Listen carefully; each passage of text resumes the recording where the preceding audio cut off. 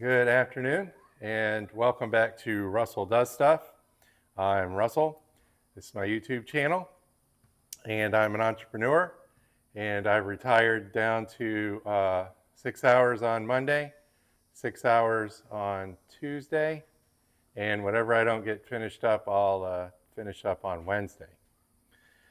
Um, I had some questions from a couple of the subscribers that I talked to, and they wanted some more information on getting into business. How did you get into business, Russell? There's a number of ways to get into business. So I can answer their question. Is start one from scratch. But if you're going to start a business from scratch, you need to have some knowledge.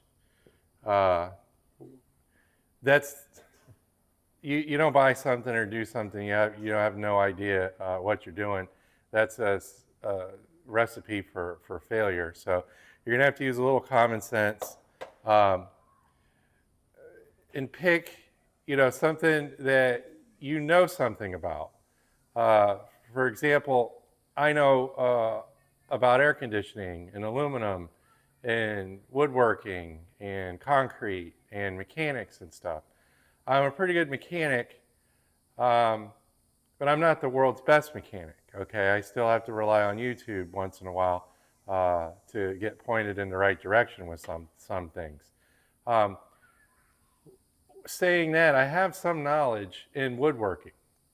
Am I the best furniture maker or cabinet maker on the planet? The answer is no. Okay, I'm good enough to get the jobs done uh, when somebody calls in sick or quits.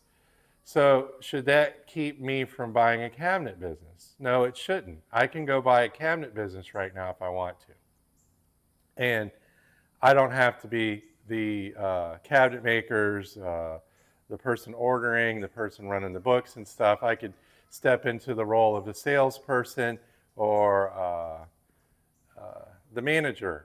Okay. Normally, I don't want to manage uh, the employees that are out in the warehouses building the cabinets and the furniture and stuff. I'd rather be selling jobs and staying in my lane and doing what I'm good at doing.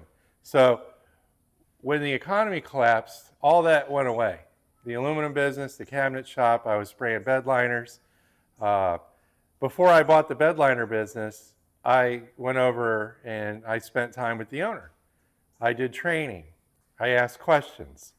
I had him open up the books. I wanted to see him interact with customers and stuff. I wanted to know about the location the business was at. Is he renting or leasing? What's going on? So the best way to get into a business, in my opinion, is to buy one. Okay? If you're at a 40-hour-a-week job, save up your money, and whatever overage you've got, put it towards buying a business. Okay? I found that when I started this lawn business I had, it wasn't a lawn business at first. I was doing cleanups, trash outs, painting, handyman stuff, because we were just coming out of the recession. So there was a garden of foreclosed homes everywhere. The banks now wanted to clean them up and get them back on the market and sell them. So they are partnering with realtors to take over their foreclosed inventory and get them up, shine them up, get them back out on the market, and get them sold. Okay. I worked for a realtor that gave me quite a bit of business doing the cleanups, trash outs, painting, and whatever else he needed with that. And I found out that he listed the properties and then another realtor would sell it, not in his organization, and he still profited a good percent of that sale. Okay, I'm not going to say what the percent was. I think it was around three or something was a split or something on that. The reason why I don't want to say it is because I'm not sure, but I can take a gander at it, and I think it was around there because I heard somebody say something once or whatever. you know. So that was pretty smart on his side. He had a lot of property. He had a lot of rentals. I rented a property from him when I lost everything. I went from the tent into a rental, and that was one of the rentals where I had a bed, a brick, the sink was broke. I had nothing in a $5 chair. And he came in one day and seen me sitting on the floor staring at an old television set that didn't have any electricity running to it. And he said to me, "You're going to go to work for me one day." And I said, "All right, whatever." So I ended up going to work for him. I didn't know anything about the trash business, the cleanup business, or really how to do estimates on painting and stuff like that. So I had to learn real quick. Basically, this wasn't a business when I started it. I was just doing jobs for someone else. And I realized that I had to change everything and turn it into a business, okay? This was, when I was making phone calls, this was one of the phone calls I made was to him. His name was Rick. And I said, "Hey, remember when you came into the rental and you said you wanted me to go to work for you? Well, you got anything?" And he said, "Yes." And he nicknamed me Yard Dog. He was very, very happy with me. One of the first accounts I had before Rick put me to work was I mowed someone's lawn and trimmed their palm trees, and I waited like 3 months to get paid $100. So Rick put me to work on his foreclosed properties that he was representing, and I was his go-to guy. Now, I had experience from working with Chris on how to mulch a property, how to trim bushes, you know, how to mow the lawn correctly. The problem is I didn't have any of this equipment, okay? So I was gonna die trying. So the knowledge I had was limited in some of the aspects of this, okay? Where I started to flourish and shine was when these houses sold, and I had a business card in there, Russell Does Stuff's Lawn Care. That's when the business took off. I was real hesitant to go after lawn accounts. I didn't want to mow people's lawns, okay? I didn't want to do landscaping work, okay? I thought that I was going to be doing something else, but I realized that cleanups, trash outs, and the painting jobs and stuff were going away. The inventory was being sold off like that, and we were running out of properties to take care of. So I started getting these foreclosed houses as customers when they sold. What I had knowledge in, because I worked for Chris for those 2 years, was how to mow and maintain a property. So once I got all the equipment to do that, I could now apply those skills to the best of my ability and then start making the most of my time, okay? So I faked it with the cleanups and the trash outs. Everybody's done painting. We've all painted something, a fence, a wall, a house, or whatever, okay? I was a decent painter, but I wasn't very good at it, all right? So I had time on my side. I was going to spend whatever time was needed in order to make these jobs look good. And I had to figure out how to estimate these places. And luckily, Rick was pretty nice, and he would tell me, we have a budget for painting between $1,800 and $3,000. Give me a price, lawn dog, yard dog, or whatever he called me. Yard dog, I think it was.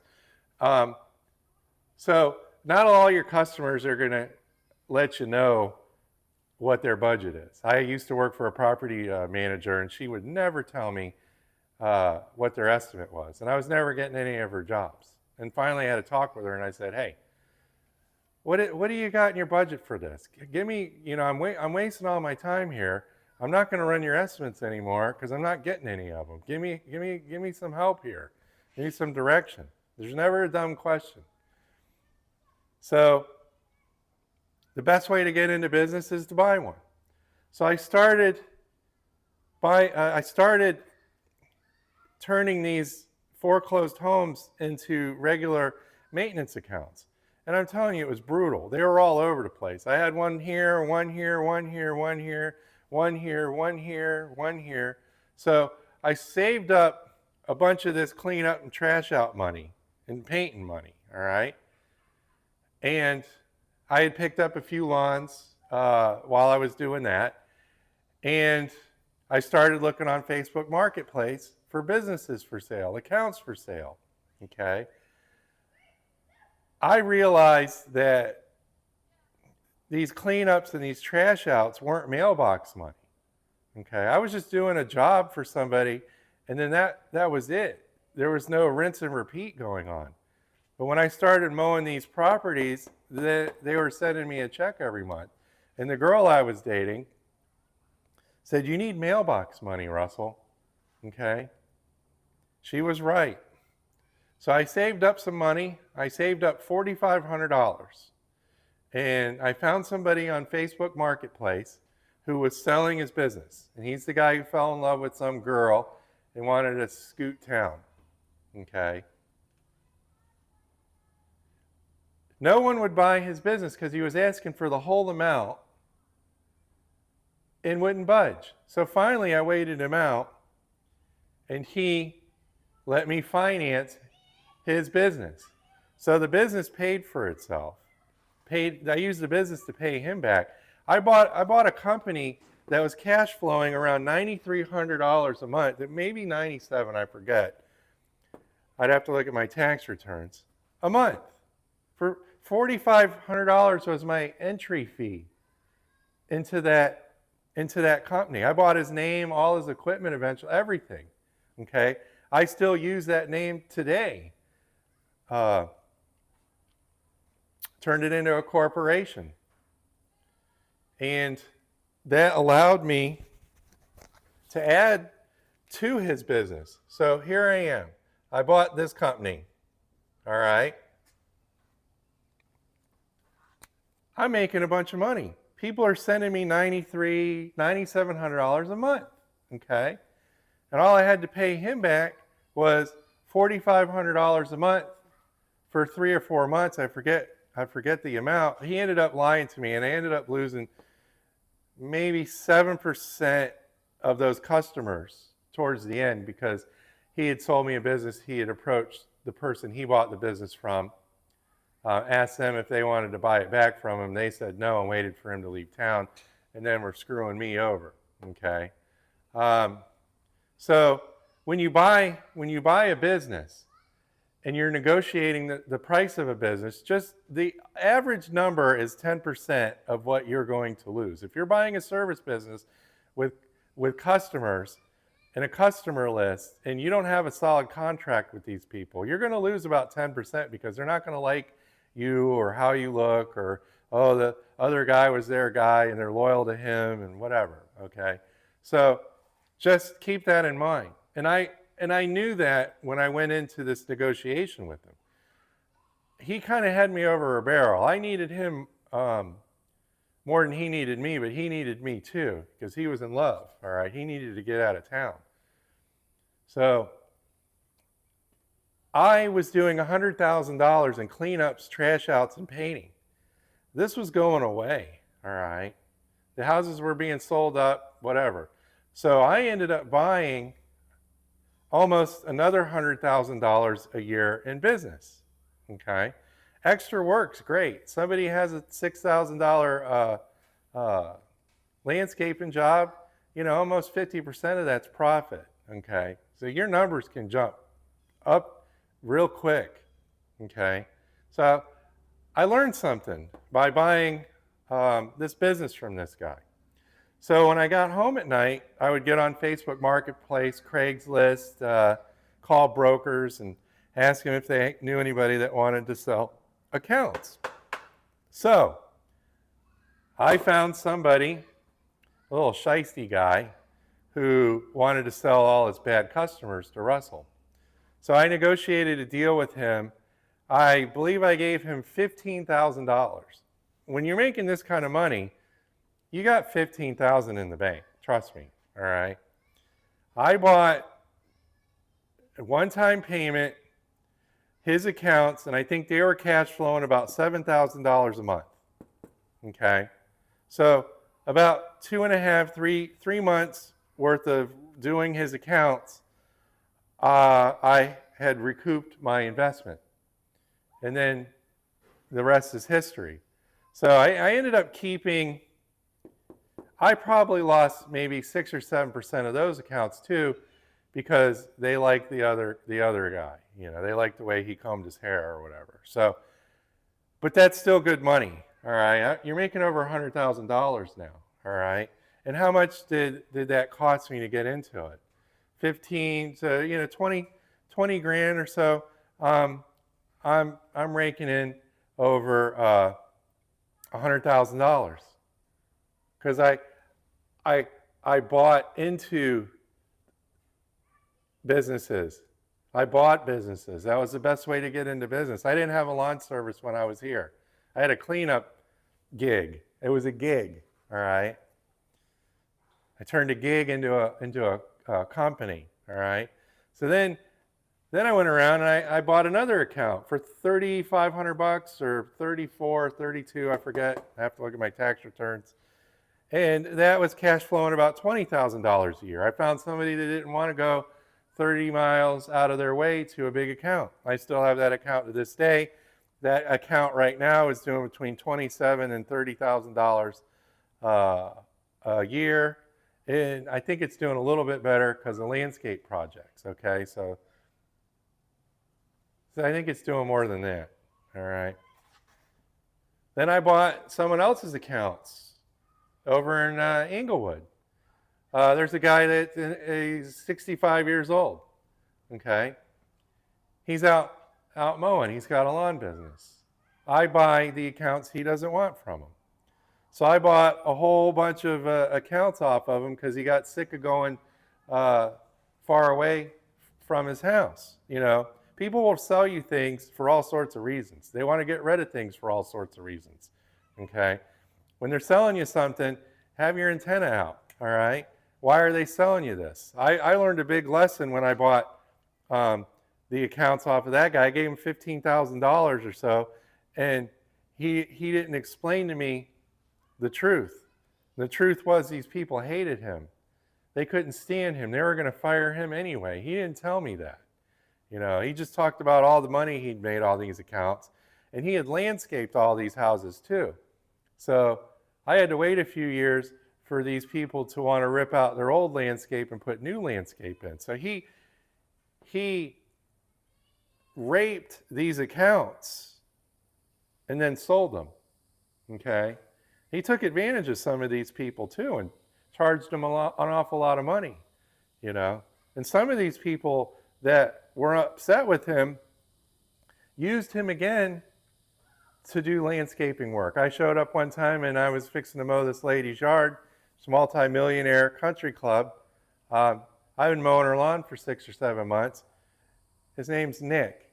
His crew, Nick's not there. Nick didn't do this kind of work. Nick's crew was there, and they were re-landscaping this lady's house. That was probably a $20,000 landscape job. And my employee looked at me like, you know, hey, Russell, what's going on with this lady? And I looked at the sign. It sure is, the day was bright. It was Nick's crew. And I was pissed. I wasn't happy about it. I want to go take the keys out of each one of the vehicles and toss the keys into the lake, you know. But instead, I kept a positive mental attitude. I went and knocked on the lady's door, and I asked her what was going on, and she goes, oh, well, Nick told me that you didn't do landscaping jobs. All right. I looked at the lady, and I gave her money back to her, and I told her I quit. I said, you should have called me and asked me if I did landscaping jobs or not, you know. But All right, whatever. So I quit. I didn't work for that lady no more, which was a good thing. I didn't want to work for somebody like that. They don't have my best interests in mind. I mean, the guy doesn't want to work for her, but yet she called him to come out and do landscape work. That happened twice, by the way. Casey Key, very wealthy guy. He was a CEO for one of the largest companies in the world. I'm not going to say any of the names. I don't like the guy. He knew that I did landscaping work and stuff like that. He had Nick come out and do a whole bunch of tree work and stuff, you know. I was a real good servant to this guy. Made sure that his millions of dollars worth of Corvette collection didn't get destroyed when we had a hurricane. You know, I was always on time and worked real hard for this guy. I didn't fire this guy. He ended up firing me because he was going with, remember that TV show, This Old House or whatever? Well, that guy on the show had a friend who ended up taking over this account from me. This guy, he didn't have any grass in his yard. It was all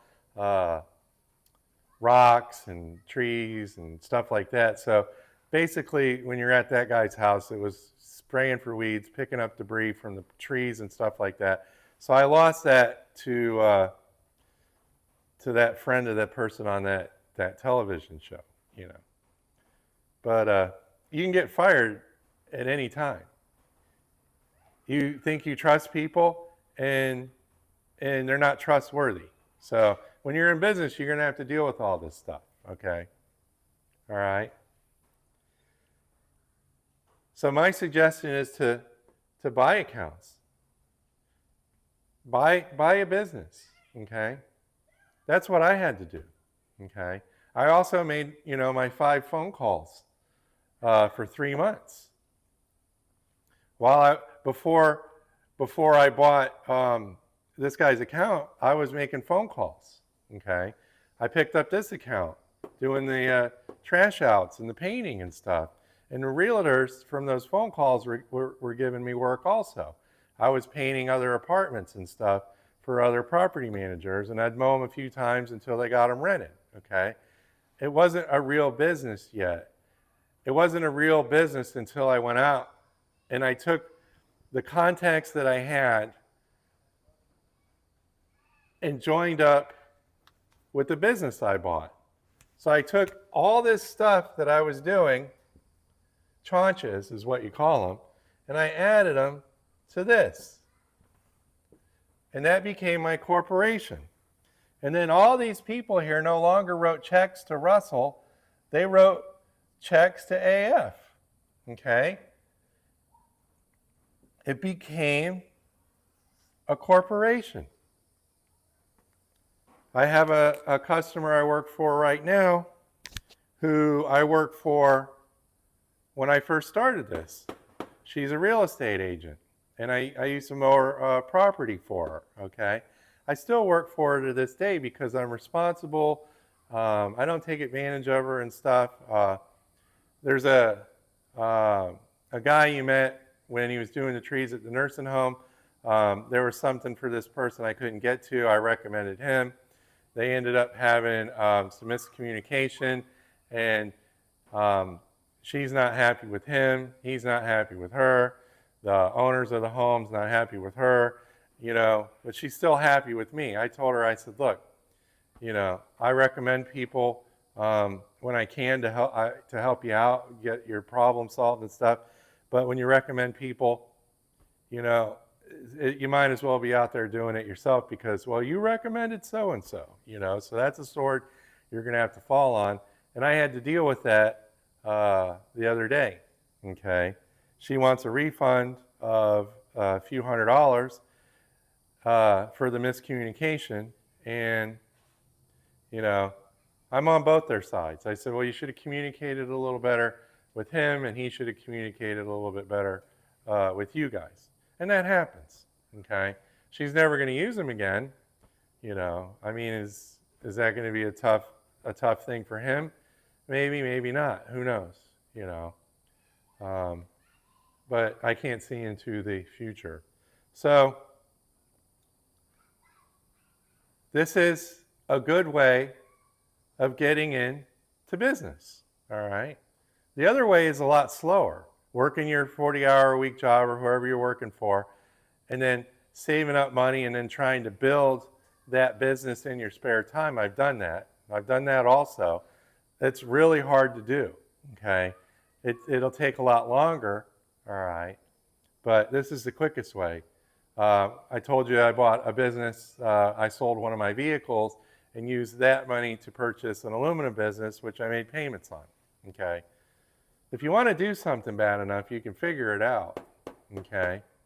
Working in the heat sucks, Did I want to mow lawns? One right after another?